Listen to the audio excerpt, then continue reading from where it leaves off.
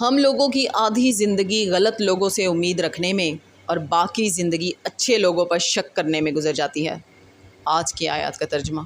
پناہ مانگتی ہوں اللہ کی شیطان مردود سے۔ شروع اللہ کا نام لے کر جو بڑا مہربان نہایت رحم والا ہے۔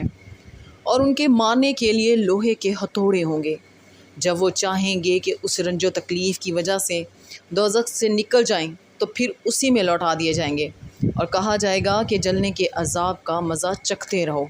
جو لوگ ایمان لائے اور عمل نیک کرتے رہے اللہ ان کو بہشتوں میں داخل کرے گا جن کے تلے نہریں بہہ رہی ہیں۔ وہاں ان کو سونے کے کنگن پہنائے جائیں گے اور موتی، اور وہاں ان کا لباس ریشمی ہوگا، اور ان کو اچھی بات کی طرف رہنمائی کی گئی اور خوبیوں والے مالک کی راہ بتائی گئی۔